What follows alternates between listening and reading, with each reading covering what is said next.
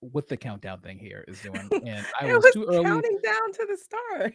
and too late at the same time. I'm not sure how you can be simultaneously early and late, but I was just now. So now we're in the time warp.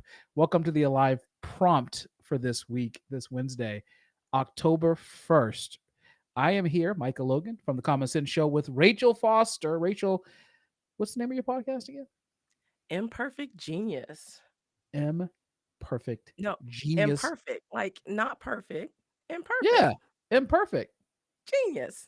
She's already correcting my. This is gonna go great. She's correcting my It's gonna English. go like gangbusters. It's 43 seconds in. This is gonna be fun. So let's talk about. At least I can talk this week. Oh, that's low. That is low. That Okay. hurt. All right. Yeah, All right. just try to Yeah, process that it now. hurt. That hurt. I see how it's gonna go now though. That's okay. That's okay. That's all right. But that's okay. I can put I on my actually sultry voice. right exactly. Yes, Micah, you did a live prompt with a podcast host whose voice was very raspy. Was so mellifluous and raspy, and it was just on point. See, she can't say mellifluous. I know I Okay, can't. I I'll shouldn't take have the tried a reign back. word that I I'll couldn't take the reign pronounce. back. Yes, exactly. So this week we're talking about what your favorite podcast episode was and why. Now this was a prompt that was born out of desperation for a prompt, basically. I'm not even gonna lie to the people who are watching this. We were trying to figure out what to talk about, and Rachel was like, I know. Let's talk about our favorite podcast episode and why. I did think of an alternate one later, which I'll ask you later, a business related one, which I'll ask you Okay. later. But no, the reason I'll tell you why I picked this prompt because my podcast is about entrepreneurship and but mostly specifically about tech and business and things like that and careers in tech. I try to speak to underrepresented women or women in underrepresented fields, especially in tech, because I spent 40 years in the tech industry and I know how hard it is. And so, but I get a lot of questions about tech and business, and so I just try to like mash them. It's like a mashup of topics, and it can be so boring. I mean, Mm, I'm not saying my podcast is boring. I'm saying the topic can be so boring. So, for right. example, the the episode that I'm picking as my favorite, the title was Managing Multiple Websites with Corey McDowell. And the subject, and I Mm, look at you falling yes, asleep. I'm Exactly. joking. The subject was web design. So and what's even worse, I mean, no shade to Corey McDowell. He's a good friend. His bio was like, he's a data analyst and he's working for a SaaS company and he's an ex web developer, like web designer and all this. Like, so the bio, the title, the subject was all just like recipe for a snooze fest. But Mm, it was my favorite episode because I laughed so hard. I was in tears so many times throughout that episode. And it just, to me, it shows that no matter what the topic is, if you've got the right people and you're having the right conversation, it can still be joyful. And so that's why I love it. And I ended up coming back later and doing an episode called Finding Your Joy with Corey McDowell because we've just had so much fun in that episode. I had people who right. were like, they reached out to me. They're like, I don't even like web design. I didn't care about web design, but I love that episode because we were just Hmm. laughing and we dropped some serious knowledge in that episode. And we gave some good advice, and it was just fun. And so that's the reason it's my favorite episode because theoretically, my topic can, especially tech, can be very boring, but I like to bring the joy. That's all I'm saying. I think business is the same way though. Business is boring for most people because most people are not business owners. Like the Hmm. vast majority of people are not business owners. And of the people who are business owners, the vast majority are not successful. So they're either bored or mad. And the only ones left, the successful ones, are too busy making stuff happen to listen to. So maybe that niche is needs a little bit of work. But I mean, I think you're right. Just hearing you talk about kind of web design. I've designed many websites for my companies over the years. I've done designing for clients to do consulting work for them, both WordPress that require coding and you know We had a driving. whole segment. I'm sorry to cut you off. We had a whole segment on that particular episode about how much we hate WordPress. But continue. Go ahead. WordPress is the website design equivalent of a complete financial audit by the IRS Yes, it is. with That is a less really good joy. That is a really good analogy. Yes, and with less joy. Exactly. Ah, yes, I agree. think the worst part about designing a website in WordPress is when you finally have the right code and it still doesn't work. And then Yeah, exactly. there's like a broken file. You have to go to a PHP file, and you just want to. Oh, yeah, I can't say what I really want. I'm in from a different generation, so I'm not really built for this world. So I would just kind of usually spout out a specific phrase. But you want to make Mm, yourself no longer with us yeah. No, when no, it's just I broken. I'm with you. I understand. I understand. I'm sorry, I cut you off. I did not mean to cut you No, off. and then You were it's and then like if it's not that, it's like a plugin has just murdered your entire thing. I probably just got this whole thing demonetized just now, but like it's all of that, you know. And then It's true. yeah, It's true. It's and then you know what absolutely you true. do? You What do you just do? go eat Doritos and walk away because you need a second. You need a second to No, just it's true. breathe. It's And true. it's like when one of your kids is getting on your nerves, you just need to walk away for a second Yeah, and say to yourself, "They don't know better because if they did, it would be on and popping, right?" So, exactly. You gotta give anyways, yourself a timeout. But I'm so curious though. that was your Sorry. favorite episode. That's interesting. Yes. Yeah. I'm curious, what was your favorite episode and why? So this is interesting to me. So we'll see if it's interesting to everybody else. My favorite episode was one that actually my teenage son listens to on repeat.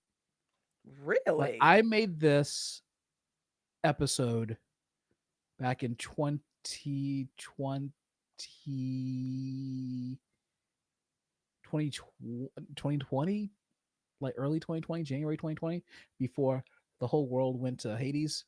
And like he still listens to it now and asked me if I'm going to do another one of these, which was I had a buddy whose podcast has since been disbanded, but they had a podcast about Star Wars. So Mm, their podcast was about Star Wars, like the new episodes of shows coming out, the movies that were coming out, anything Star Wars related. They had the unique ability to draw in people with a very active Star Wars fandom, like in a strong bent to the Star Wars universe. And they had actually a pretty successful one. They ended up getting a sponsor, which was pretty cool. And theirs was audio only.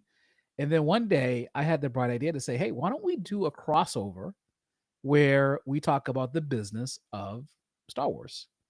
Right. And so I'm a business podcast. They're a Star Wars mhm. podcast. I said, let's talk about the business of Star Wars. You'll come on our podcast and we'll talk about the business of Star Wars in a part one. And then that same night we recorded part two, which was us going on their show and them having a more Star Wars oriented podcast and brought in the business stuff and also made fun of us because we don't know as deep as rich a Star Wars history as the nerds that actually watch it. Um, I'm sorry, did you just call me a nerd?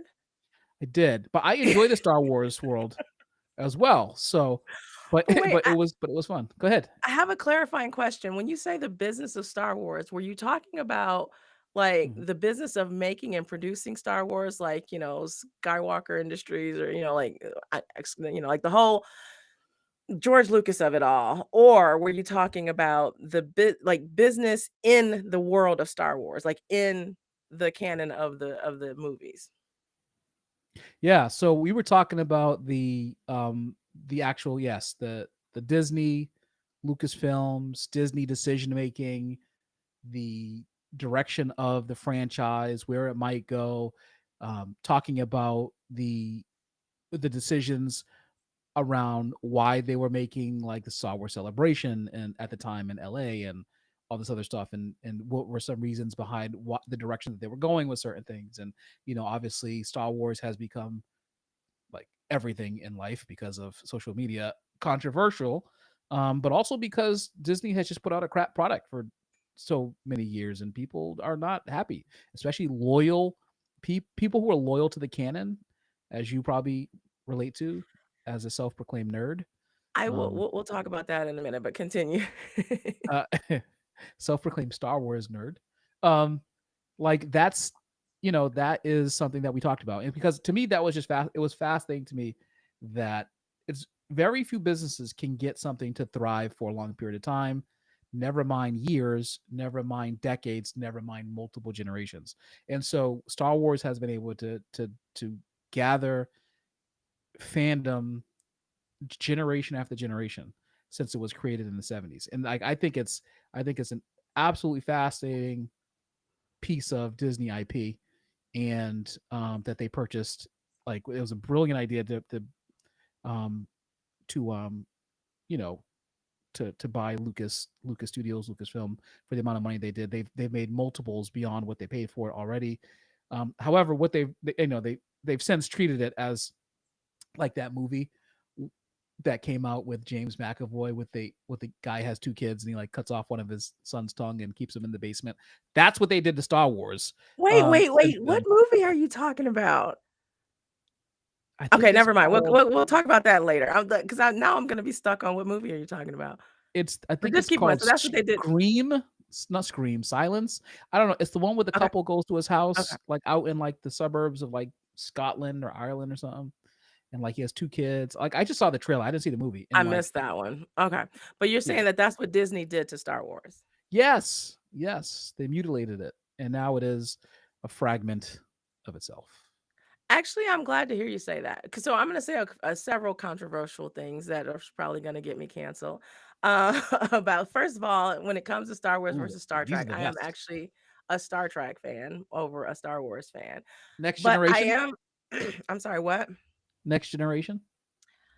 All except the original series, and that's controversial in and of itself because that's the whole big like I just got canceled by like so many people right now. It's like most people love the original series and they hate all of the variations. But let me explain. But I want to go back to Star Wars. So, but the reason I was a Star Wars fan is because I grew up like I saw the original Star Wars, and I don't call it episode 4, which is modern people call it. I don't call it episode 4. I saw Star Wars, the original, in the theater. I was like in the second row of the theater looking up at it. I was like a little kid. I have 4 older brothers, and they drugged me. Like the only way I could go to the movies is if I went with my brother. So I had to watch what my brothers watched. So Right. that's why I saw the original. And anyway, so that's how I got into, and it was just fascinating. That's how I got into Star Wars because I went to see the original in the theater. It's But true. at the If same you back in the day, you just call it by the movie title. You don't call it. Yeah, exactly. You don't call it episode people call it episode 4, and I'm like, "What is episode 4? What are you talking about? There's Star Wars, there's The Empire Strikes Back, and there's Return of the Right. Jedi. What are you?" And they're like, "No, that's episode 4, 5, and 6." I'm like, "No." Like, Yeah. "No." What? Like, what is that? Like, what are you saying? But what I That's realized as silly as recent that Jar Jar Binks guy. Oh, okay, that we just can't even talk about that without like we don't want to get the live prompt canceled like because there's so many things that I would like to say about that I'm not gonna say on a live feed. But the thing is, the reason I said I'm glad that you said the thing about what Disney did to it from a business perspective is because it wasn't until I did not like the prequels, and then there was all the subsequent ones that started coming out, and I don't remember which one it was. I think it was the one where because I've now forgotten all of the titles because I've totally tuned out. It was the one where Luke Skywalker actually comes back as an old man and he's like there at the end. Spoiler alert for whoever hadn't seen that movie. And it was at the end that I realized I was like, you know what? There's no storyline in any of these movies. I was like, for the Mhm. last like X number of movies, there's just no storyline. It's just about the action. Like that's Mhm. all it is. Like there's no actual character development. There's no storyline. I was just anyway, so I had come to the realization that I'd just been wasting my time and money watching something that really that had no storyline to it. But like I said, over the years though, I had developed, because there's a big thing of Star Wars versus Star Trek, and I had decided that I was a Star Trek fan because the funny thing and reason I don't watch the original series is because that was, it was on reruns or whatever or on TV. My brothers used to watch it and I just hated it just because they liked it. I had to be contrary, right? And it wasn't until I think was I in college or maybe I was in grad school when The Next Generation came out, or maybe not when it came out, but when I started watching like the reruns. And Right. that's when I got into it.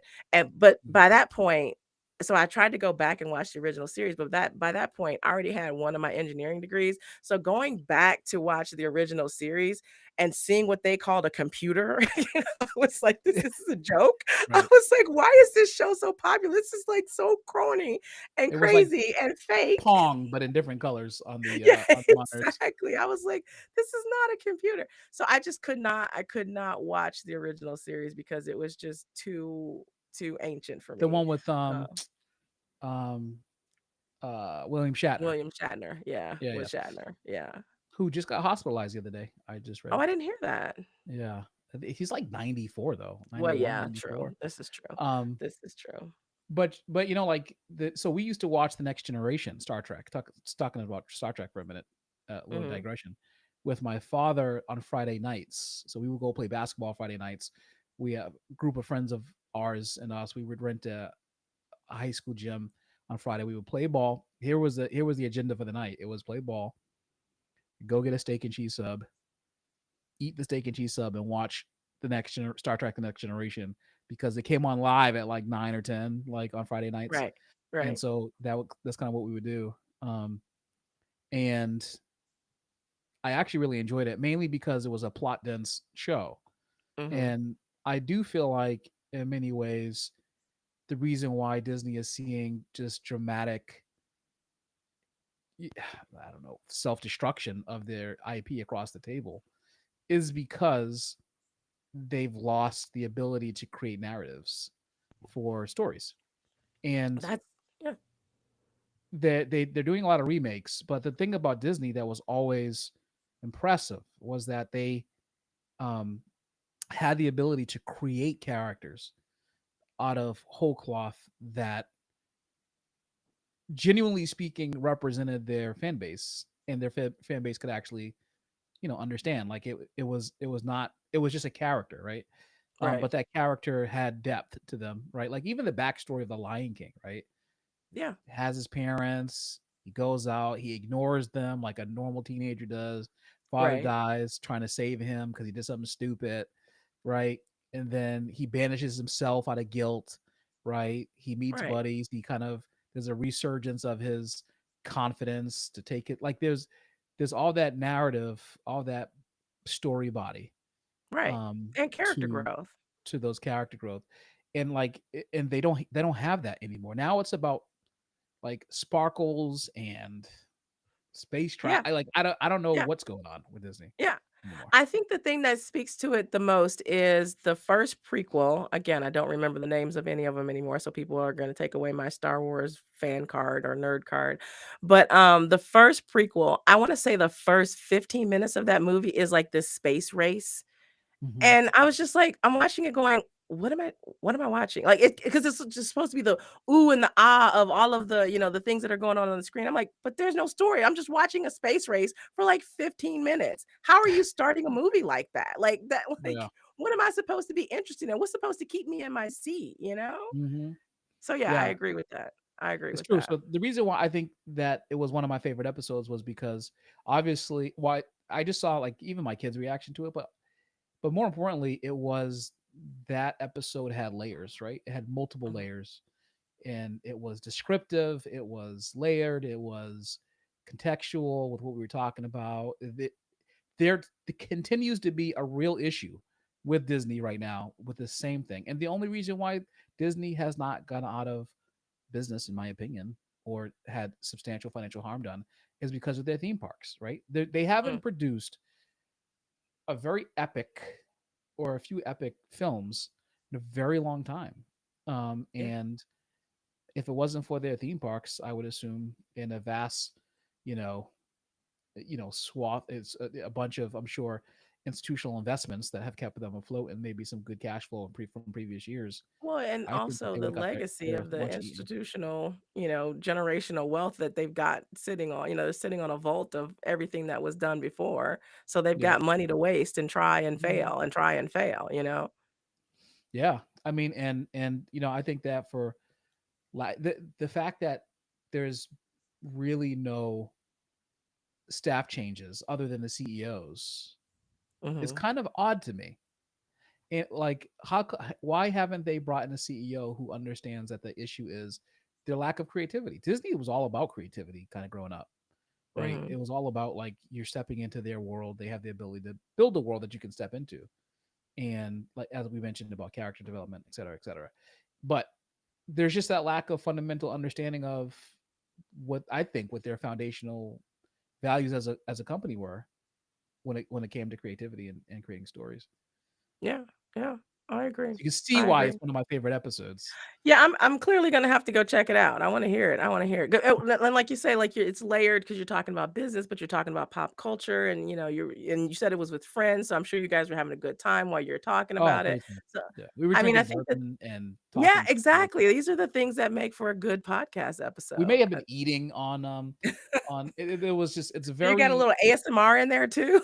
it was a little undignified, but we still did it because it was kind of natural. It was fun. But yeah, so I mean, I think that for podcast host, when you're trying to put out a good product, put out something that like push the boundaries, like test out your limits as to what you can do. And yeah, should you stay in your lane? Maybe, I don't know, but like there are so many interesting things like that you should be creative with too. Like we talked about the business of Star Wars. It's a business podcast. I think that there's ways to stretch your the creativity. I mean, you talk about tech, right? And like working at tech firms, like I would love to hear your thoughts like on a podcast about the difference between tech life now and tech life when you started as an employee at companies, for instance, for which things like private chefs and yoga retreats and massage rooms and self-service unlimited snacks are the rule of the day, and it wasn't like that in tech. Do Like they a lot of really companies, do that now? Seriously? Like, they how do I not know this? it is crazy. um they When absolutely do it. I'm gonna share you keep talking. I'm gonna share my okay. screen so I can What show I'm you. gonna say is, so when I worked at Oracle, out of grad school. So first of all, I started working in tech a million years ago, and it was definitely not like that. And when I worked at Oracle, I spent 3 months ironically, because my last name is Foster City, California, which is in the Bay Area.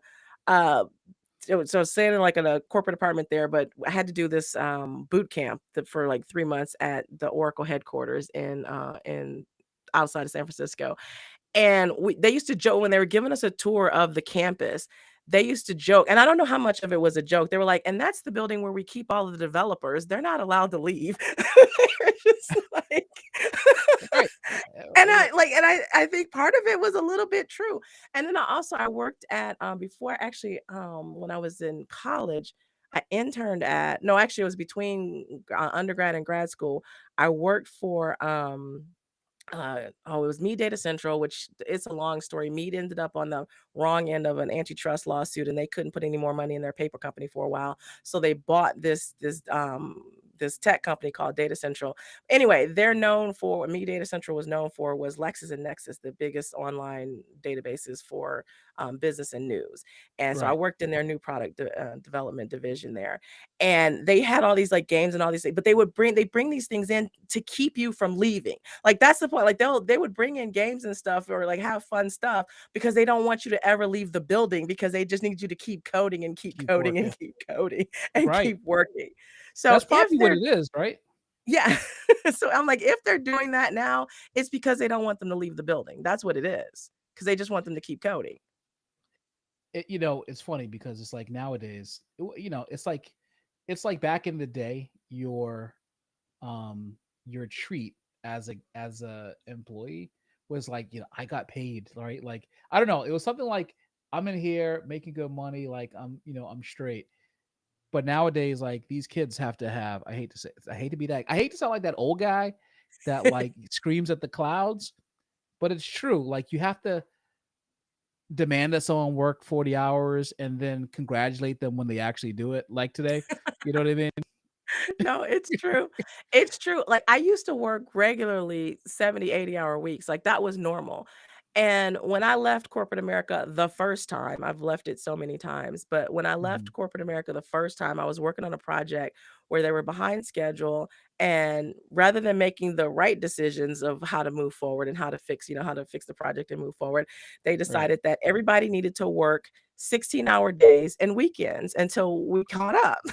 Like that was just like that was the decision they made. And I was like, I don't think so. You know what? I think I'm gonna say That's goodbye crazy. instead.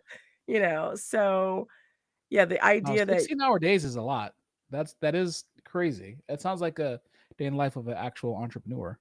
Um, I know it's yeah. funny. I balk at it, back then, but I'll do. Yeah, you're right. As an entrepreneur, you put in the time you have to put in.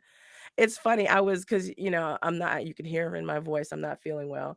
Mhm. And I was thinking because like, I was worrying, like, I part of the reason that I can't get better faster is because I keep working. I'm like, all these things that need to be done, right?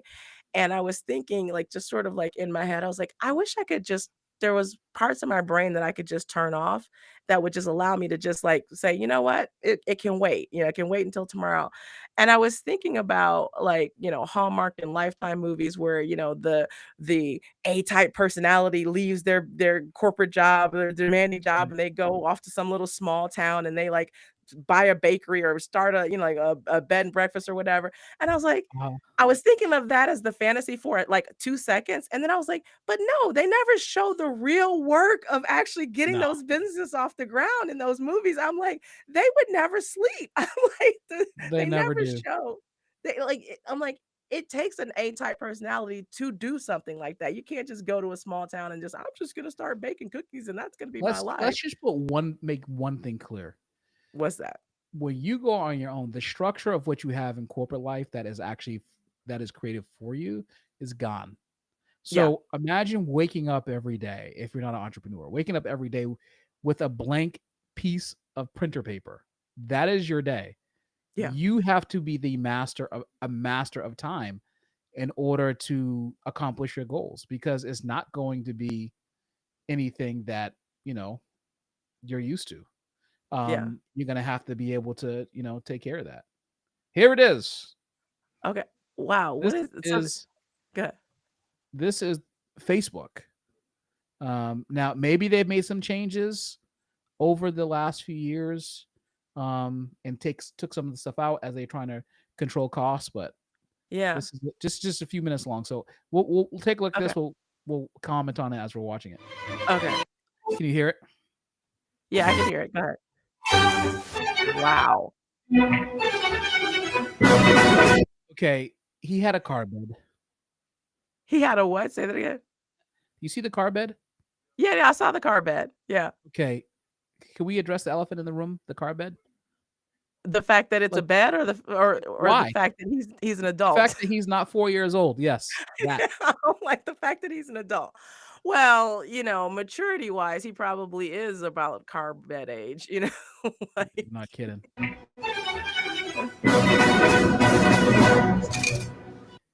Okay, the Epic Candy Bar is pretty sweet. yeah. I Yeah. must say. Well, and again, there's a mentality to that. It's to give them the sugar, to give them the hype, to keep them coding, keep them working. I Yeah, bet you they got coffee bars too. This You is gotta an give them the organization caffeine. that I agree with you. I mean, the chef was out there cooking on the rewards grill. risk and embraces failure.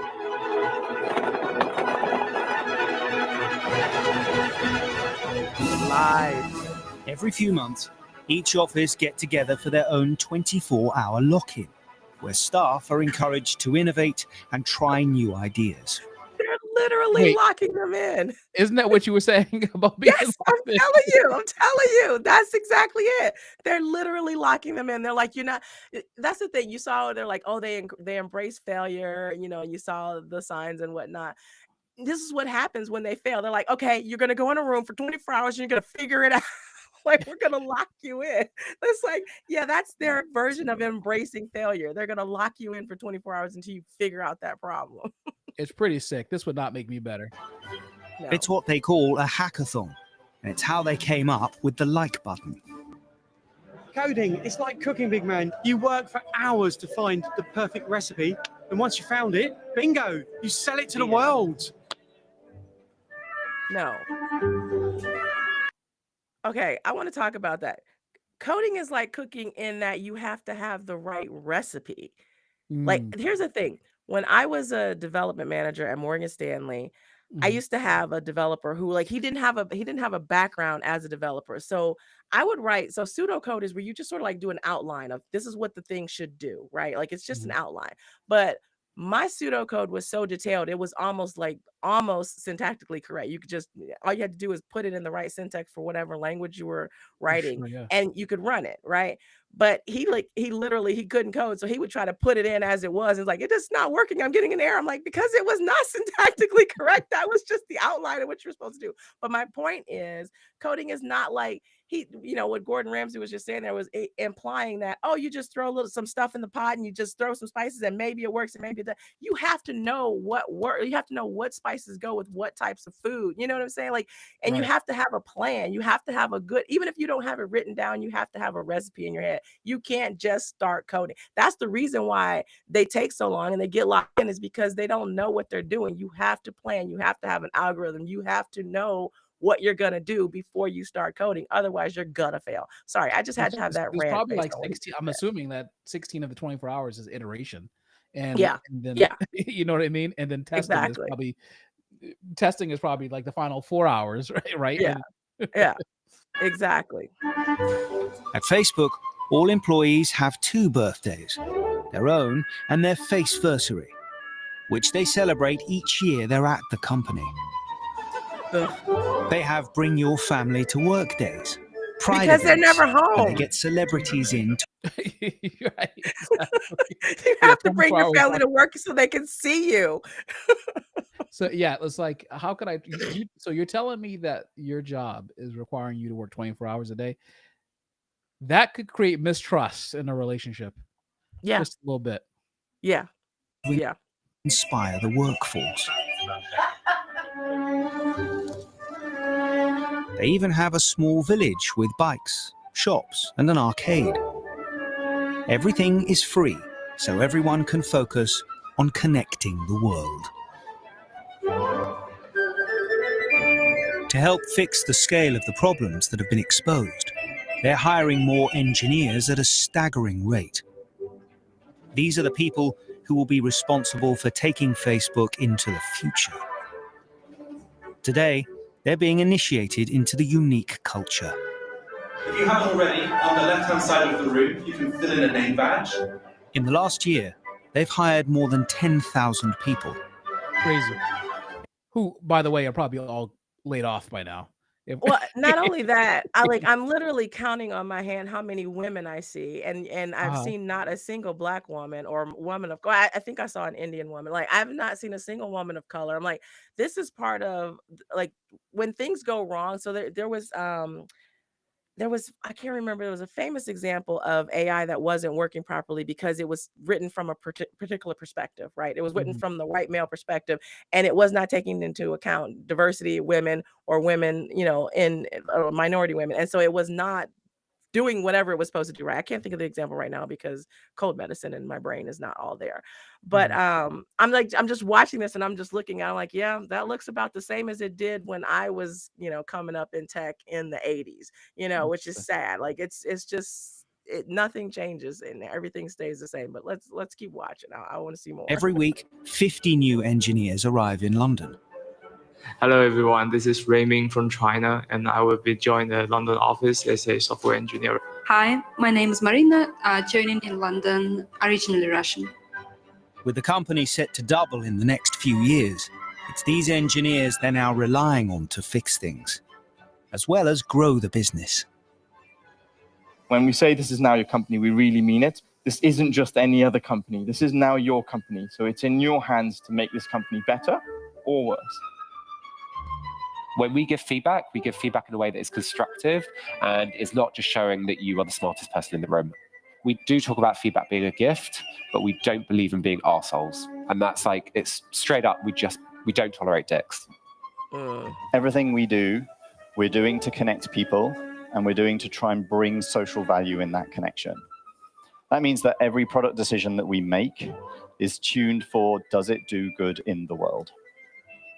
We're not a company that's designed to make money. Oh, that's such We're a company that's propaganda. designed to create community. A tech That's company not such designed to make money, and yet they have it's shareholders they're responsible for. That is a bit of a contradiction, right? yeah, exactly. The thing Especially is, in what I find in the okay. business world is that if people, on some level, were just kind of brutally honest, people would just kind of think about it, what was said, and then they would probably move on.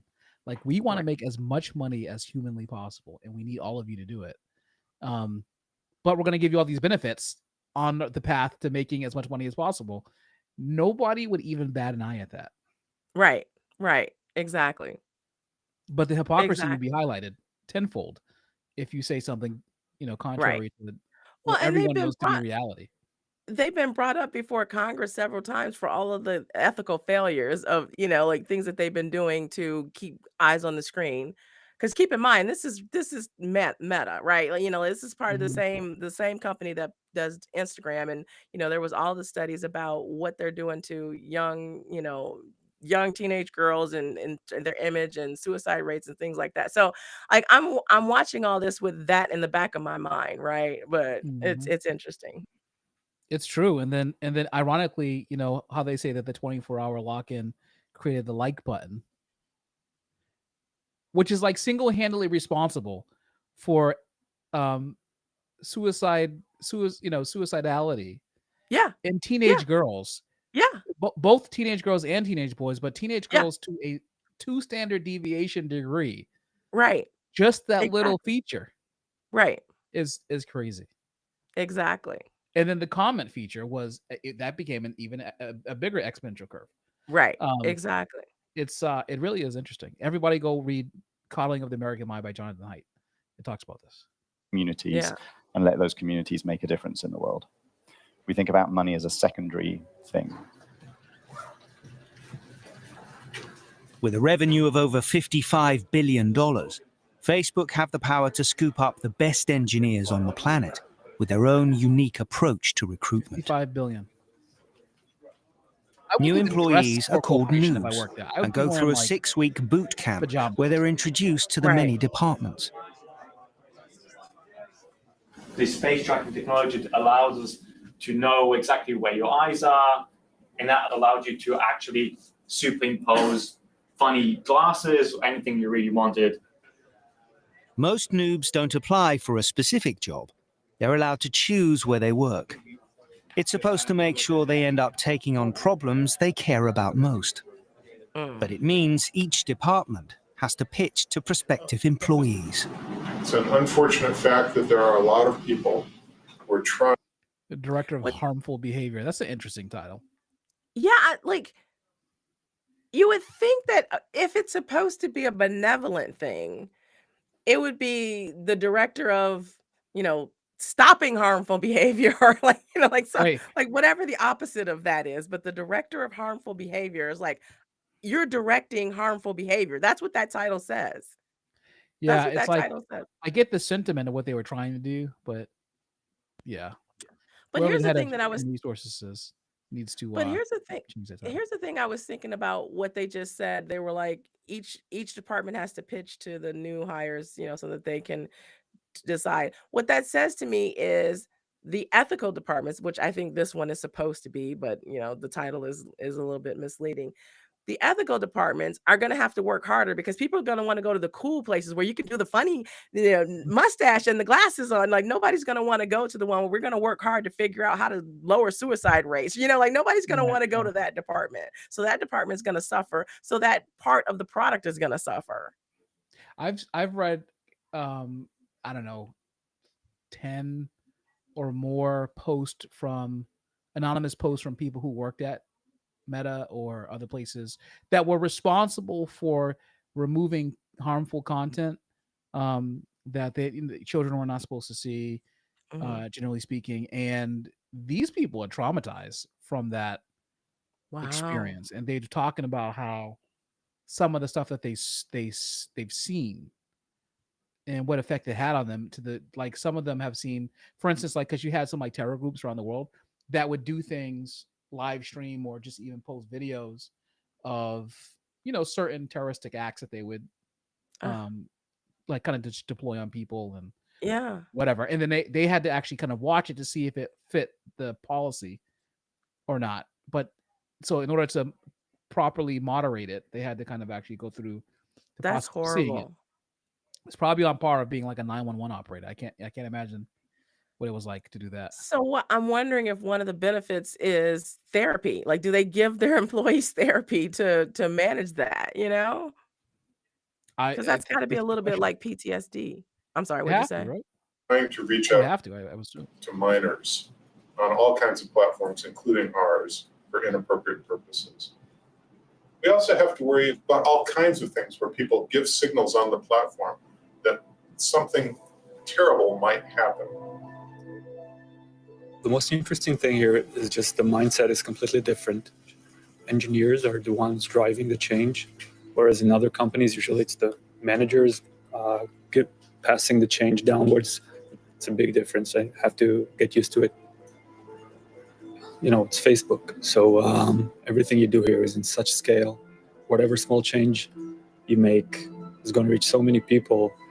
You need to think how you make, well, it's kind of a cliche, but the impact. That is true. Meta is the platform that everyone is on across the world, even still, even now. So they do have a big responsibility for what they do, you know. That video is interesting. I used to be a professor of software engineering at a state university here in Georgia, and I used to teach professional practices and ethics. I would love to have had that video in that professional practices and ethics class because I could have asked so many interesting questions of my students about, things to think about for the future in terms of, harmful behavior and what the responsibility of the engineers at that company would be, you know, and when they're building that product. Just I don't know, I wish I had that video back then. One of the things that I was just thinking about too when I was talking about the low number of women that, I mean, it's funny because you saw several in the video. They probably found them out. They're like, make sure you get the women. Like otherwise you wouldn't have seen any. They probably like perfect, targeted them to make sure that they were on video. But I did when I was a professor of software engineering, I used to also, because I have a corporation, I would be, when we would do capstone projects, which is where the students have to do a project for a business. I was the faculty advisor for the teams, but then I also would put up a project that they could work on for my company. It was like free labor, right? Why wouldn't I? Right. Exactly. So I had to. There was one time I had the students build an app for me, and it was a personal safety app. And I'm there's no way I'm gonna find this list to pull it up quick enough to share it. But we were talking about ways that you might use this, and it was basically, think about, I'm from the age when they had those commercials for Life Alert. It was like, I've fallen and I can't get up. You remember those commercials? Did you I ever do. see those? The old lady in the bathroom, Yeah, exactly. right, with the Yes. walker next to her on one side and the bathtub on the other. Yeah, I remember that one. Exactly, and so Life Alert is like a thing they wear around the neck and they press the button, but my thing was always, what if you're unconscious? What if somebody knocked you out and put you in the trunk of your own car? You're not awake to, push the Life Alert button or whatever. So I wanted an app that was for the modern world, like, it was using smart devices and things like that. If do geofencing, if I'm going on a blind date, like for some like online thing or whatever, and I'm meeting a stranger, I'm gonna geotag where I should be. If I leave this, 5 miles radius, then I'm going in the wrong direction, somebody come find me, So anyway, my point is, I can only imagine the amount of it, times as you age that you would forget that you left the area. yeah, I know it's true. But anyway, so like, there was all these other things, like you could set up, check-ins and all these other things. And my point is, the students that were working on my project, I had 5 students who were working on my project. They were all guys, and we were talking about situations. We were trying to think of use cases for the app, and their imagination was so limited. And I brought up this list, and it was like things that women think about before going on a date and things that men think about before going on a date. And the things that men think about was like 3 things, and then the thing that women think about was like just like this laundry list. And it wasn't just before going on a date, it was like safety things, because it was like, oh, put your keys between your fingers for, so you can use them to gouge out somebody's eyes, or don't go in a Right. parking lot, don't go down the stairs, don't, like all these Mhm. things. And it was like this, literally a list of like 25 things under the women column and 3 things under the men column. And I was like, think about these things, think about some of the use cases of how this app could help with that. But the point that I bring up is when you have underrepresented population working as engineers in these software companies, you don't have the people who are thinking about that other perspective, right? You don't have the people who are thinking about, well, but what if, this happens or that happens? So, like that's why whenever I'm looking at a software company, whenever I'm looking at anything tech related, I'm looking for the diversity, because you need the diversity of thought in order to build a better product. So that's what I was mostly noticing when I was watching that video. Interesting perspective. It's funny because I bet you that changes the thing that goes from 3 things to the laundry list. When a man is married. Oh, and when a yes, woman is true. married. I bet you Probably true. Yeah. the woman's list get way shorter because they're relying on the protective instincts of their Right. husband. Yeah, Like, probably. Yeah. and then the husband's list gets way longer because Right. he has that protective instinct, when he's Right. out there with his, with his wife or something like that. It's Yeah. we're interesting species, right? Because it's just like all you have to do is give it like a few years or just change one variable, Right. and then we just become something completely different. Which is, I Right. guess, the interesting part of software design, in my opinion, Yeah. tech, which is that you kind of have to meet the moments with Right. where humans are, and because those moments always change, and you never know what you're gonna get. Like you kind of No. have. How do you stay ahead? I mean, I guess it's probably what they've been trying to solve for ever since, tech became a massive industry. But like it's, I think the answer is sometimes you can, sometimes you set the future, and sometimes you kind of respond to it, which is AI thing. To sort of like bring this full circle, I actually think sci-fi is what drives the future of tech. Mm, Because if you think about it, back to like Star Trek and Star Wars and all that, if you think about it, if you've ever, so you used to watch Star Trek, so you remember yeah, the pads that they used to have that they would, they read books on or whatever, they do yeah, everything, they had, and it mhm, literally in the show is PADD. It was the pad, it was an acronym for something, I don't know, mhm, personal, whatever. right. It's an iPad, it's a tablet, like, Hmm. you know, like there's, and same thing with the original flip phones. That was the old Hmm. communicator from the original series, you flip it Right. open, it's like Yeah. Kirk Yep. to Enterprise or whatever. Like, I Hmm. think that sci-fi a lot of times drives tech because people are like, "Oh, wouldn't it be cool if we could do that thing we just saw in that movie?" And then they go figure out how to do that thing. No, I think that's exactly right. It's actually that's actually something that Elon Musk has expounded on, like in him doing SpaceX, the future of like Tesla, like how even like the self automation of the full service driving, the Optimus robots, like all that stuff came from his love of science fiction books and how he thought that the future in his mind would like actually kind of shape up, and like that's how you end up with someone who's creative enough to put it in a robot that could maybe help a family who is it cheaper to buy sometimes we think, okay, well, who's going to buy a $16,000 robot, a personal helper robot, until you think about the fact that a $16,000 robot is actually cheaper than a home healthcare person to do the That is a daily stuff. very good point. So like, yeah, who the heck is going to buy an Optimus robot for 16,000? Well, guess what? Your insurance company will buy it for you when they're not paying 50, 60, $70,000 to a home health aid person, where their whole job is to assist you to the bathroom, to help you transition from bed to chair, to Right. cook you dinner, to retrieve something from the kitchen.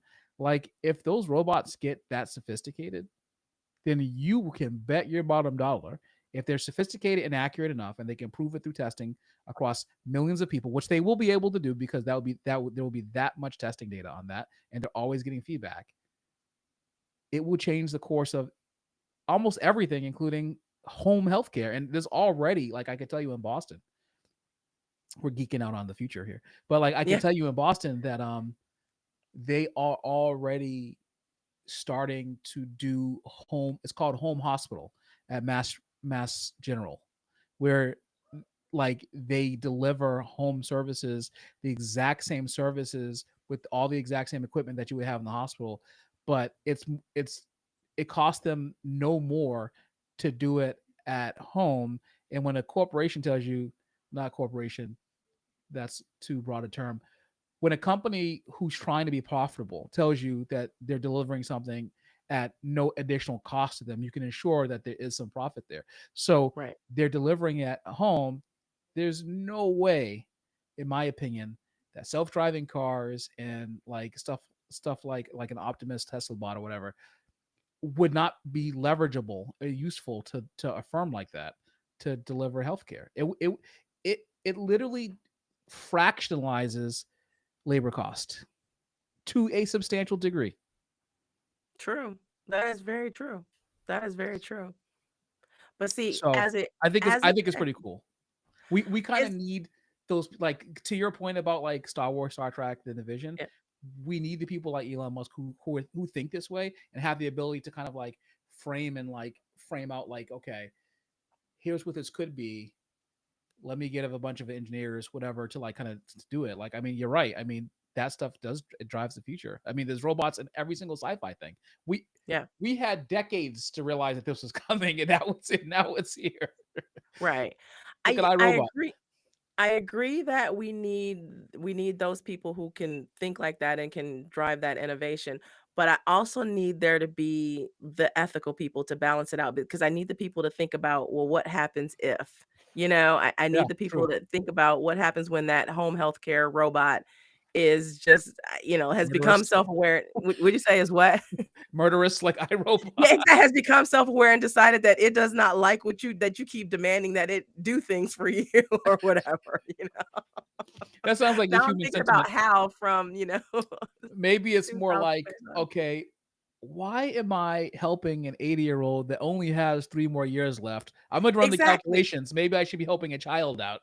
Yeah, or it does the calculations. It's like, you know what? I think this person's gonna die in 6 months, so I'm just gonna help that along.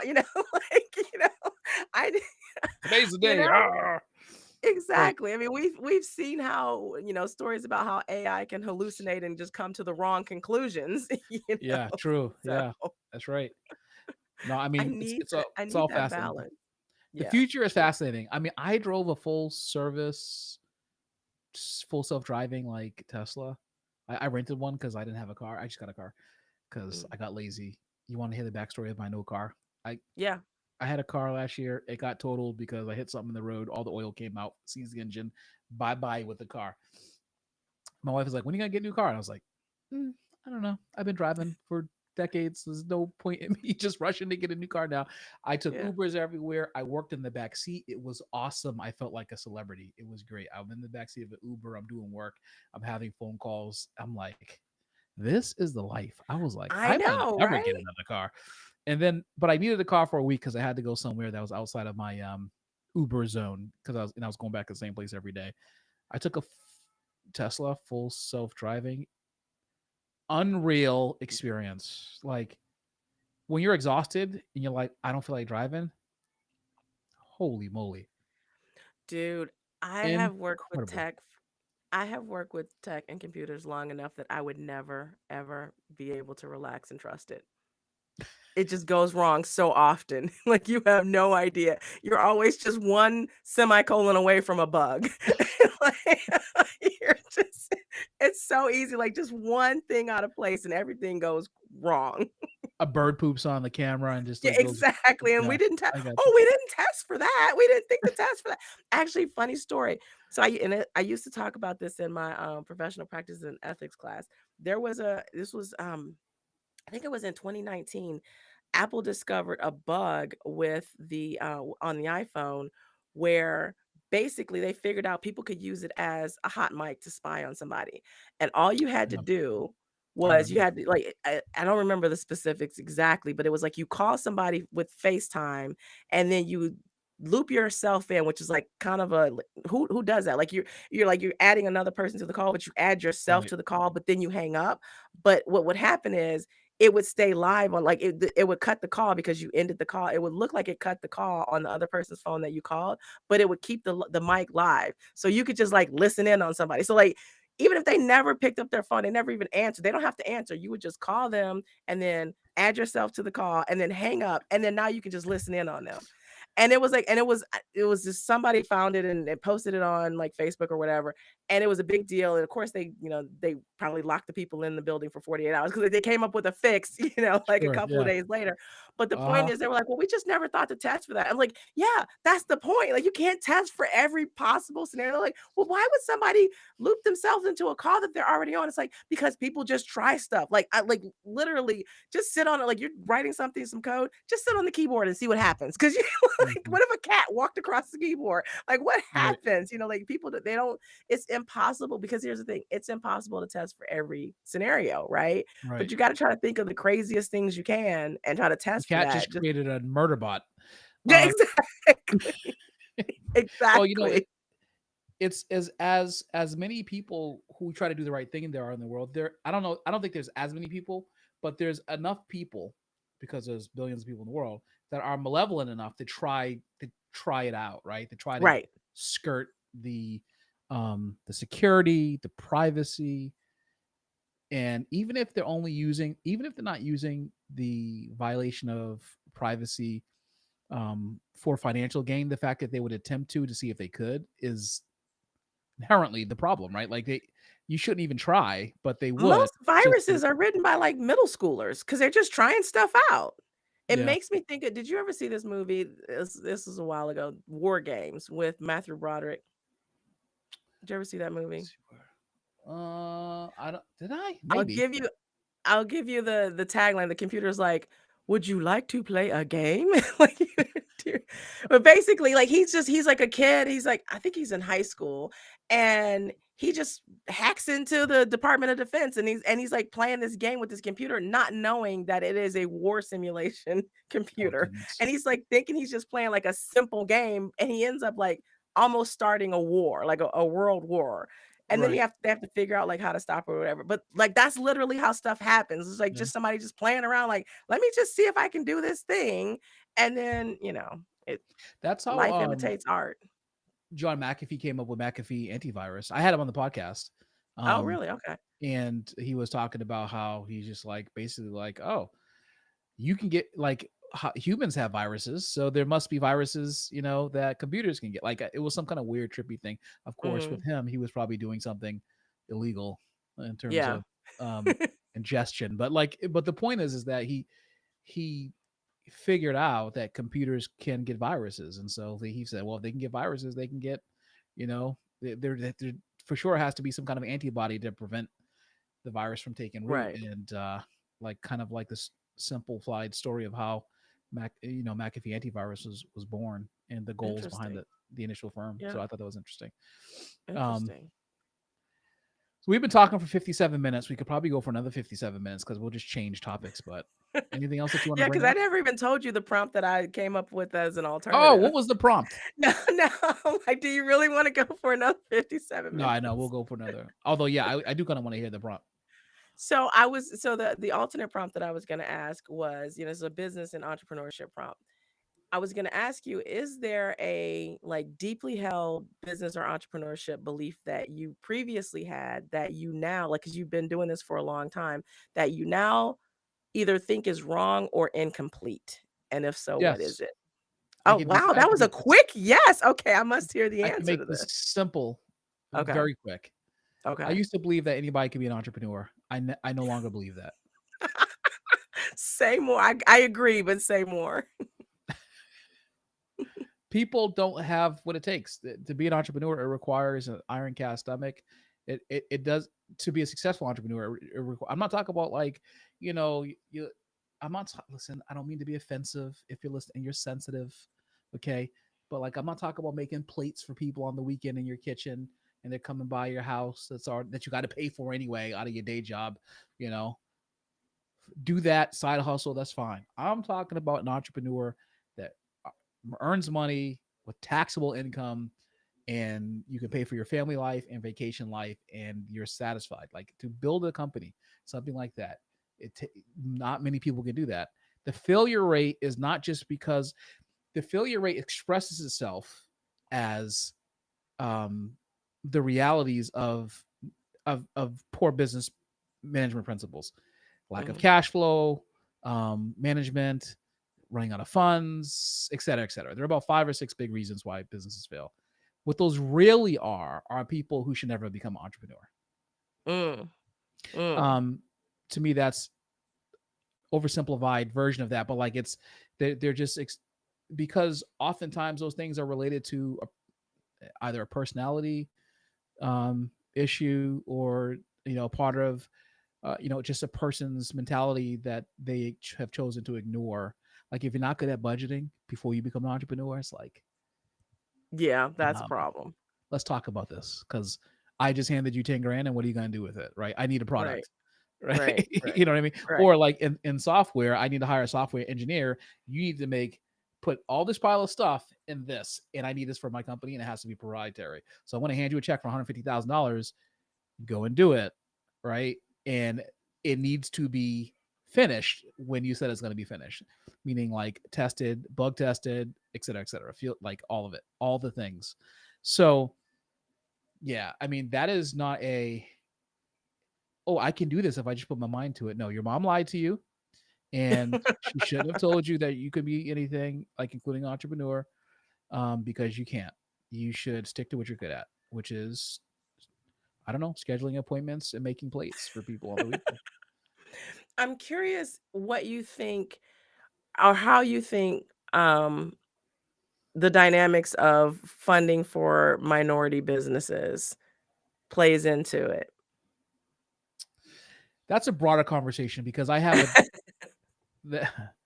so there are a lot of statistics that prove that, there are a lot of statistics that prove and show are two different things, right? There's a lot of statistics that show that minority businesses lack access to capital and resources. However, I can make a broader argument that small business owners, generally speaking, also lack access to capital and resources. To me, it's more of an issue of the population, minority or not, of people being underskilled when it comes to capital acquisition. Now, if we want to talk about the difference between connections to capital, when it comes to people in the same, because here's the thing about, I mean, you've dealt with math your entire life, you know statistics. You can't just say statistically this. You have to say man A, man B went to Harvard University.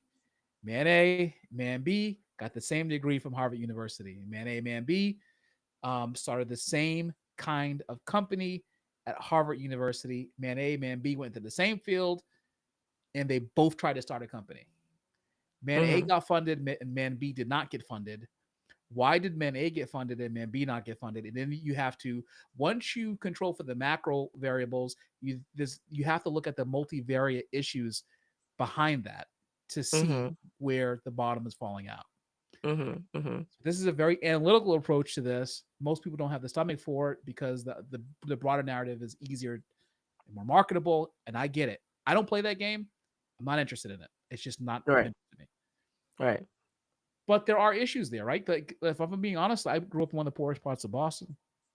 I didn't have a business coach.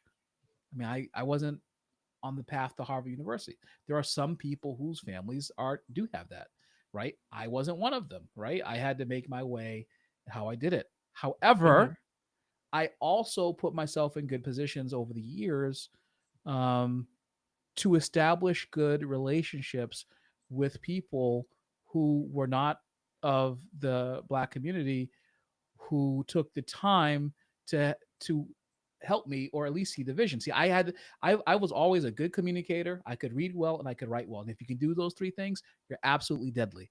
So here's the thing. This goes back to, like, can you communicate? Can you read well? Can you write well so that you know how to present yourself well? I've always been able to present myself well, which was always put me on the right tail of the distribution when it comes to the ability to connect with people and to get what I want because I could explain it easily. Right. Long story to say that my journey as an entrepreneur is largely connected to my ability to communicate and create a solid, crystallized picture for what I want and how I can get there because of who I am. I still didn't have a coach, a mentor, wasn't on the Harvard track, and et cetera, et cetera, et cetera. But I did have these other skills that allowed me to be able to to do things that are kind of wild, right? So Right. my ultimate answer is I don't really know. I think there's a lot of stats out there, and I don't really know. I know my story, and that's my story. I know Right. that if I wanted to help more minorities to get funded with business, I would start with how you present, how you communicate, how you present, how you communicate, what your plan is. Do you understand the fundamentals of business? Because I don't care if I have a bajillion dollars. I'm not investing a dime in a business I don't think is going to be successful, unless it's Mhm. charity, and that's the only reason. Mhm. And I don't want. Mhm. To me, I don't want charity. I want assistance, and there's a difference between the two things. Like I've Mhm. always kind of been really strong-willed when it comes to competence, being competent. I was on a panel. We were talking to underserved kids, and I was on the panel with some pretty heavy hitters in Boston. And it was a majority black panel, and not majority, it was all black panel. And we were Mhm. talking to a bunch of minority kids in the city. And one of the panelists, who is an esteemed lawyer, I don't want to give all his titles because it would kind of indicate who he Yeah. is. Yeah. No, that's fine. But what I will say is that one of the things he said, you have to fake it till you make it. I find that statement to be abhorrent and Mm. intellectually dishonest. So my response to that was, like, I hate to disagree with my fellow panelists here, but I think you just have to be it. What I have learned over the years is, because I've spent my time focused on understanding and being it and gathering knowledge, I don't have time to focus on the other I can'ts. Like, because all the stuff or the people that are just holding you back ultimately just become part of the larger group of people who say no to you anyway. And like, I Mhm. couldn't Mhm. differentiate between those people and the other people. So it was just kind of like, Mhm. okay, whatever. I just kind of learned to keep going until I got a yes, because I know that it's 1,000 no's to a yes. So Right. whatever percentage that those no's broke down to, because you're black, it didn't really matter to me. And that was so inconsequential to me, because I was so focused on being competent and knowing what I'm doing. Um, and it worked for me. So um, that for me was that's always been a priority. So that's how I answer that question, like, all the time. I get asked that usually from, like, other minorities who are kind of like, just kind of, they're curious, like Right. yourself. You're asking that, and so Well, the my answer reason I always been ask Yeah, about no, that. the reason I ask is because 'cause I've seen the opposite of I've seen non-minorities who Yeah. don't check all the boxes and are not competent and yet are successful. And I'm like, "But how? But how?" Yeah. Like, because we're always doing all the things to make sure that we're checking all the boxes and to make sure, that Some we're of us. competent. Yeah, what and so, the people who are successful, exactly. Right. Yeah. Yeah. But I'm saying I've seen the opposite where I'm just like, I'll give you an example, and I don't know this man. I just So have you ever read the book, Profit First? Yes. Mike McAllowitz. Yes. I completely applaud the financial approach of Profit First, but I Mhm. could not finish his book because I could not stand him. Because I like from the Why? very beginning, I was like, because he was talking about in the beginning of the book where he talks about how he used to like just have no like when he didn't have money for taxes and like he just I was like, how are you running a business and you don't budget for like all these like he just Mm. was just spending money without any kind of plan. And that's how he stumbled across the thing that every like old black woman, grandma had like an envelope system of, just you got money for groceries, you got money for the, but my thing was like he was just so That is what it is, disorganized. by the way. It is just No, it's I just know. an envelope system. Yeah, you're right. I know, it's just an envelope system. But I mean, he was just he just kept at the beginning, I was like, okay, he's telling us the story about how he got there. But just throughout the book, he just kept going back to all these dumb things that he was doing. And I was like, how are you a business owner? I was just like, I can't listen to this man anymore. Because I listen to a Right. lot of audiobooks. And he narrates his own audiobook. So I'm like, Mhm. I'm literally listening to him tell me his story. And I was like, I can't listen to him anymore. I was like, and I switched to because I have I have the Kindle book on Kindle. I was like, I'll read the key parts, but I cannot listen to this man tell me how incompetent he is anymore. I was like, I Why just can't. why did that have such an effect on you?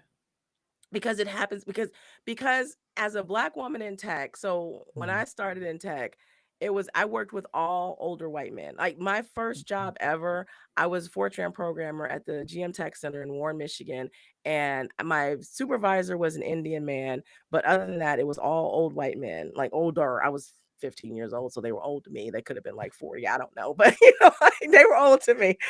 Right. And so like the first, I don't even know how many years I worked with only white men, and then later it was white and South Asian men, and then like and so on and so on. And it wasn't until I don't know, maybe 15 years into my career that I worked with a woman, and then a woman of color was like 30. I don't even know how long it took. But I've seen so many incompetent people keep getting promoted or keep getting, like getting the things that I'm like, but why? But this person is so incompetent. And so when it came to business, I was like, okay, well, clearly you can't be incompetent and in business. And I've just come across so many incompetent people in business. But the thing that they, the incompetent people who are still in business, and they may not be wildly successful, but they're successful enough. They're more successful than, minority businesses that I've seen fail that were people where people were more competent. And I'm like, there's one thing that's different. I'm like, so I Right. just think Yeah. that people give grace to non-minorities. I just think that they give grace and they let them fail more versus a minority. They're like one failure and you're out, you're done, whatever. I mean, mind you, you got to have your P's and Q's together in order to, you have to Sure. have your stuff together in order to be successful. But I'm just saying that, like, I just think, I don't know. I just think people don't give grace to minorities at all. Like, you can't make a single mistake. Interesting. Interesting perspective. Thank you for sharing. Because like I don't. I've never really. I've been so. I've made a lot of mistakes in business, and I was incompetent at the beginning because how can you ever achieve competence if you weren't the opposite of where you are in terms of competence? Mhm. And I became competent over the years. People, maybe it has to do with who you are as a person. I think that what happens in businesses, in companies, not businesses, but in companies, I feel like, and this is just from outside perspective looking in, because like I have largely worked for myself over the years, Mm. is there's a lot of politics played, and um, but even in business world, it's kind of like who you know, right? Like if you know if you know if your dad and Joe's dad went golfing, and there was always kind of this, I got this eye on you because I have this history with you, or we have some kind of commonality. The I don't know. Maybe the unsaid thing is that some of the commonalities of the people for whom connections are made would never be commonalities with other people who came from somewhere else. So like, Right.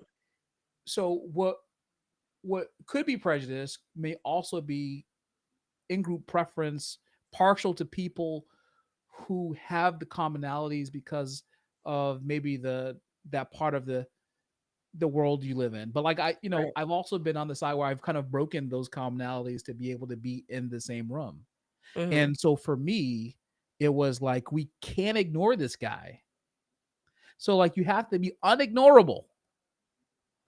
And to me, like that, I've kind of like Oh, built I, my reputation on being unignorable in that way. So although we may not have commonalities, I'm just like, I can't be ignored. Right. And did I have to be better than everyone else? I don't know. I just know I couldn't be ignored. There's a difference, right. right? Yeah, Um, no, I'm familiar with the concept. I just did an episode about imposter syndrome. I don't even remember what the title of it was. Oh, I know it. Interestingly enough, the title was "Your Jedi Mind Tricks Don't Work on Me." I actually like that. That's But I, pretty good. but yeah, I did an episode on imposter syndrome and there was a large part of it where I was talking about that. It was like, no, Right. you're not going to ignore me. It's like, look, I belong in this room. You may not think, Uh-huh. you may look at me and think that I don't belong in this room, but I know I belong in this room. And Yeah. eventually you're gonna catch up.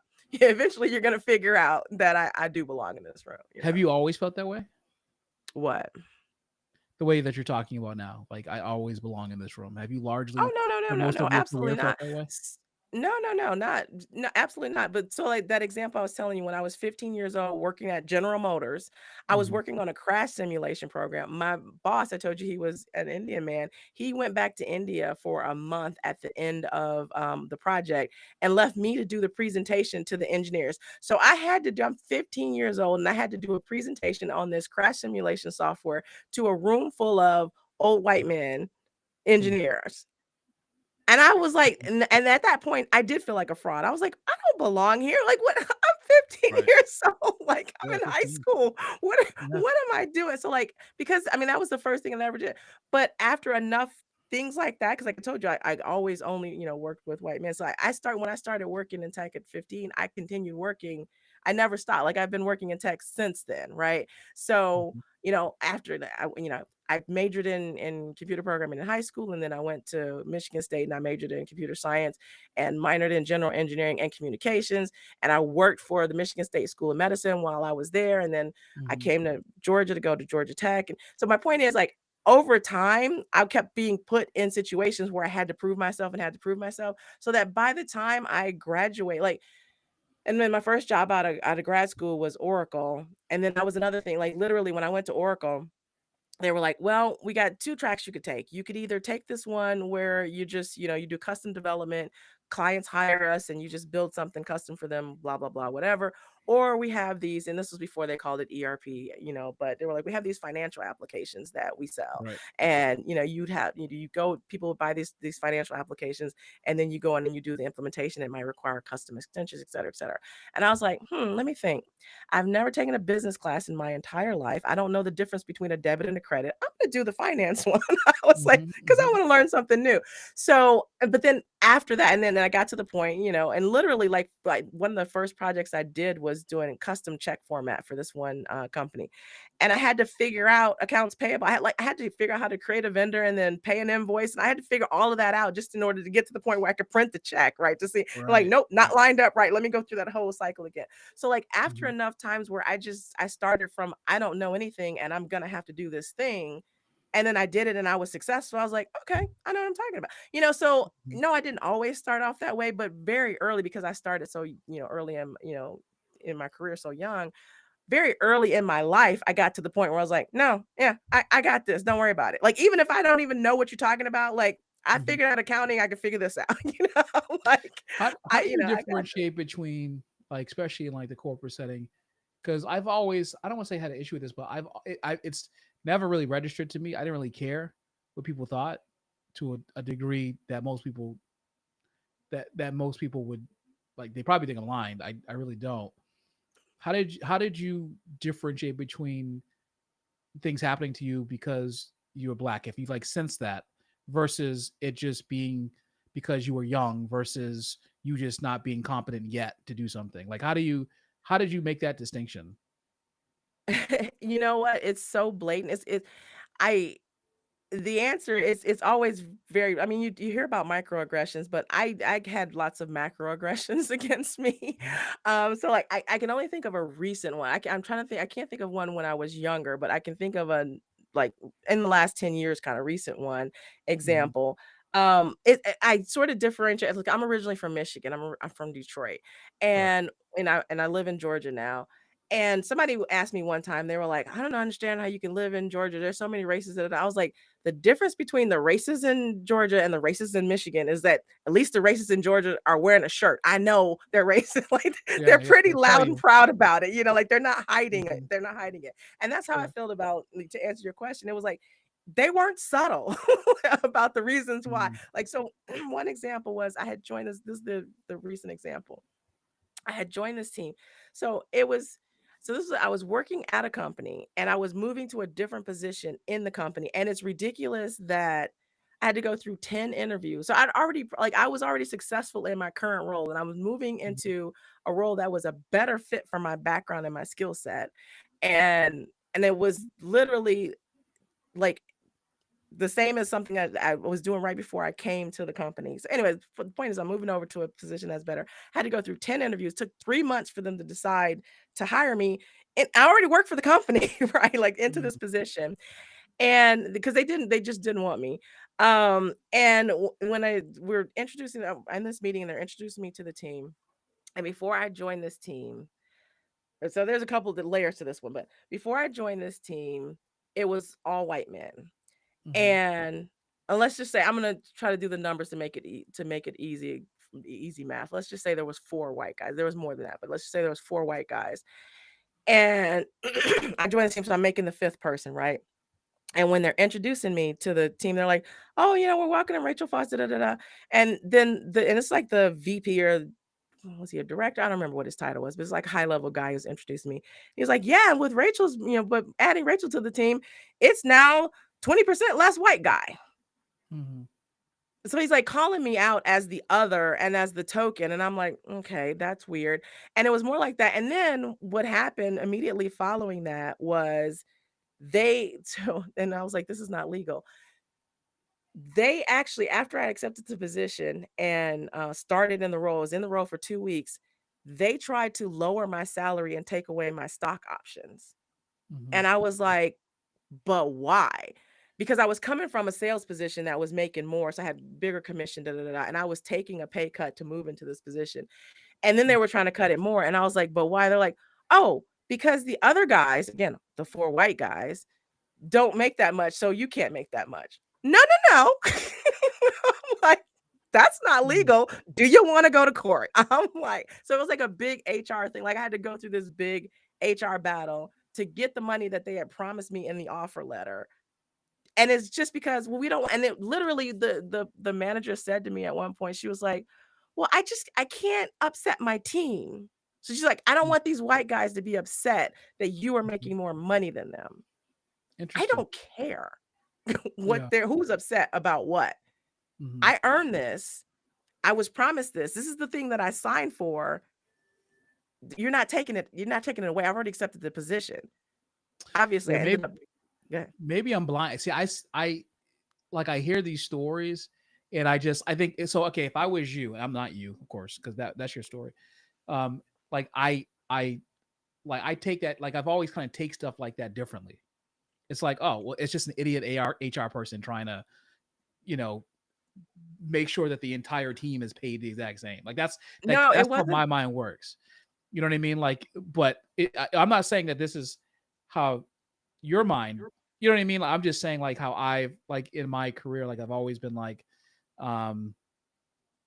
focus, like my whole battle would be, you're not taking this away. And then I would move on to the next thing. Like I wouldn't like the thought of what could be behind it doesn't carry with me because I'm not interested in the rest of it. Like I'm only interested in that piece. It's just like, but I literally, like, I knew it wasn't the HR person because I literally went to the manager and was like, why? Like, she didn't even explain it to me. She just sent me an email. I was like, this is your new salary and this is your new pay base, because it was like salary and stock options and commission. Right. And she just sent me a letter and I was like, what do you mean this is my new, like, and so I set up a call with her to talk to her. And so she's like saying this to me, like, and she's not in HR. This is like my direct supervisor. And I'm like, and she's like literally just saying these words. And I'm like thinking to myself, because this was in, I don't even know what year, but it was over video. It wasn't being recorded. But I'm like, you're saying this, like, this could be recorded. Like, you're actually saying this to me out loud. So she's like telling me these things, but she doesn't even realize what she's saying. Like, she doesn't even realize that what she's saying is a problem. And so it was literally HR that I went to fix the problem. And HR fixed the problem for me. Yeah.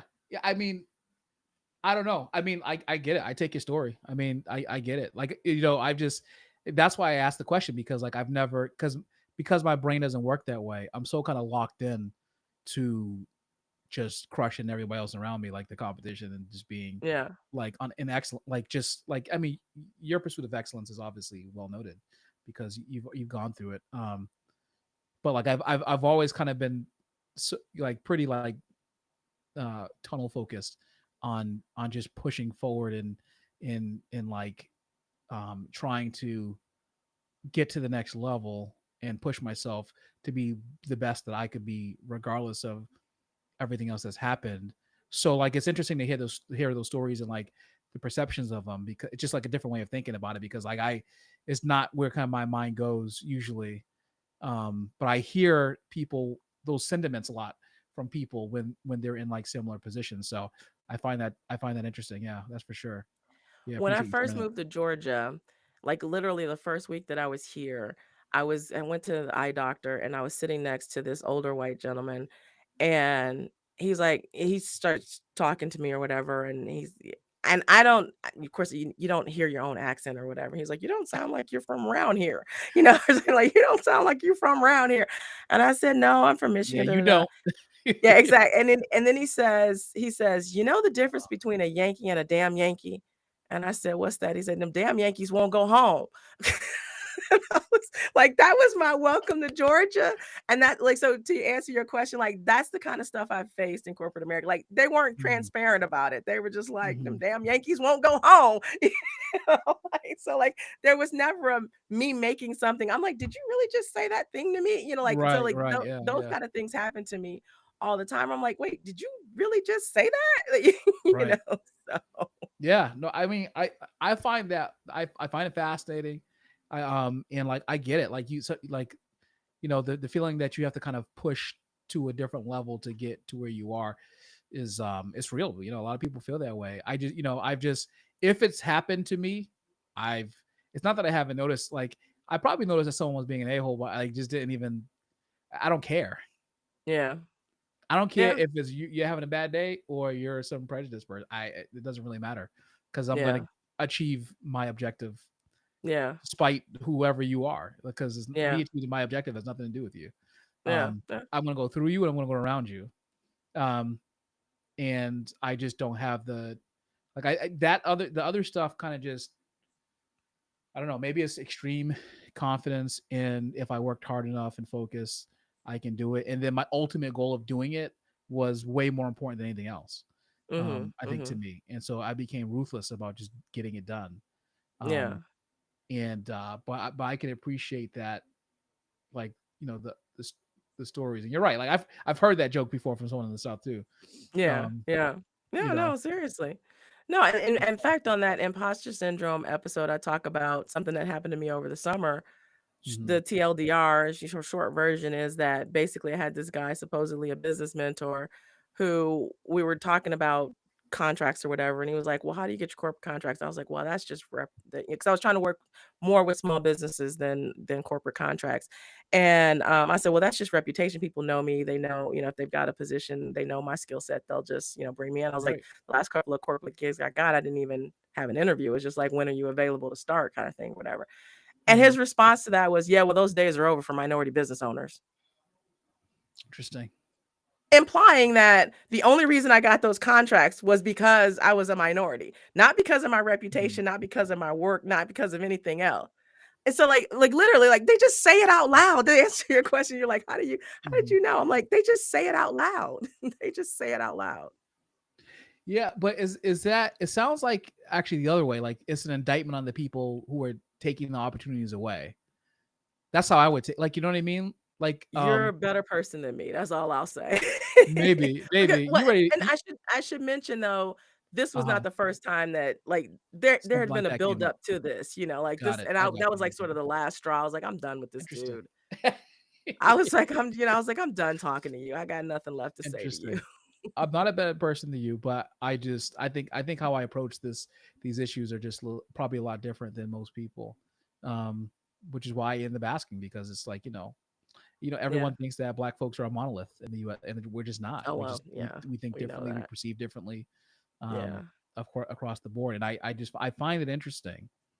Um, and I think that there's utility in having people who have some of those sensitivities, like a higher sensitivity to that stuff, because like then it's helpful, right? For like helping people notice when things come up that should be called out. And then I think across people who are like largely desensitized, like myself, who just really don't care, Yeah. like there's utility in having people who just kind of like go hard regardless, Yeah. because is like, how did you get from there to there, and just like that motivation part. So I think like anything, two kinds of people, multiple people who think differently on issues are really important, because it helps really shape how you deal with issues that crop up. True. And I think at the end of the day, it's just, if you're a results oriented person, you just want the results, Yeah. whatever those results are. And if you can't push, you pull. If you can't pull, you push. You know, Yeah. like try to, like, the art and science of being human is interesting. But no, I listened to I've heard this stuff before, and like it's funny because I was You're sometimes like, I don't. what's it like to be Black? No, No, just not kidding. even, not even. But like, it's not even that. It's like I don't. Um, I remember I was invited to talk to a business school, and they wanted me to talk about how I was affected on a race level because of discrimination of something. And I chose not to speak because I'm like, I don't. You're The like, I don't topic want to be your token. Yeah. topic is kind of boring to me, to be honest with you, frankly, because I just like the real work of what I do and everything. I kind of like to be kind of whatever, but like, and I was like, ugh. But then I was talking to a friend of mine who's way more sensitive to that stuff, and she was like, well, maybe you should go because then you can actually share your perspective. And I never thought about that part. I was just like, so boring. Right, And right. but that's why I say that it's important to have multiple ways to think about it, because I'm like, I never thought about actually saying what I believe and then hearing people say that too, because then Right. they might hear that. So Yeah. whatever. I've been aggrieved for certain things I've responded to also online too by people. Even our own people have Yeah. No, called I me mean, yeah, some that's such as real. Yeah. so-sos and blank Yeah, no, things. that's real. But to your point about the multiple perspectives, that's the whole point of the Alive prompt, right? Like two hosts, two different perspectives, share your perspectives on different things. You are the queen of bringing it back. I gotta be honest with you. I'm the queen of the callbacks. You're just like wrapping it up. Like this is, that's pretty good. Because I anyways, try. You know what? I was I gonna add a host a third prompt. podcast. When we were talking about this prompt, I'm like, there's no way this is prompt. Like after meeting you and talking to you, I was like, there's no way this prompt is gonna be less than an hour. 30 minutes. We went 3 times that. So Yeah. Yeah. Rachel Foster. Are we done? I think we might be done, Mike.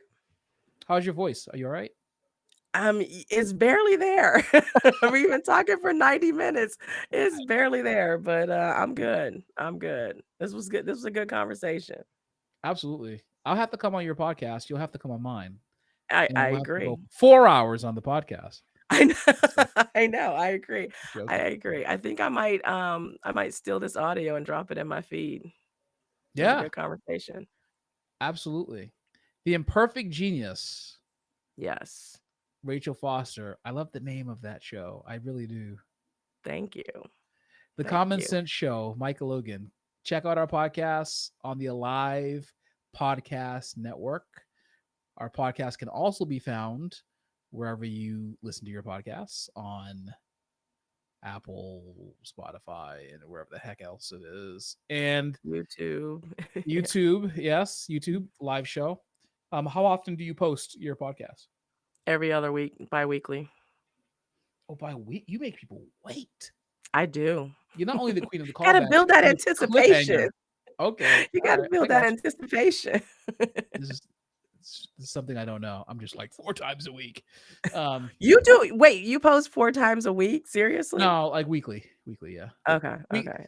well, sometimes twice a week. Mm. If I get the spirit, maybe 3 times, but usually it's once or twice. Yeah, once or twice. Like I have an interview tomorrow. I'll do tomorrow afternoon, and then I'll clip it up, and I'll I'll spread it out. But sometimes, like early in the week, I want to do like a regular show because I just want to talk about something. And Yeah. I'll add that to like an interview that I do. So Oh yeah, yeah. No, that makes sense. You just reminded me. I forgot. I gotta publish for tomorrow. I got an episode. I'm talking about my trademark journey. What a nightmare. oh, I have a story about that. I'll tell you what. And my story involves getting a trademark that my lawyer said I have 1% chance of getting. Interesting. We should talk about that. That should be the follow-up to tomorrow's episode. We should have a conversation about that soon. So that could be a follow-up to tomorrow's episode. You can find that episode on the Imperfect Genius podcast. Yes. All right. She's Rachel. I'm Micah. We're out of here. Thank you for watching. Thank you for listening. Bye.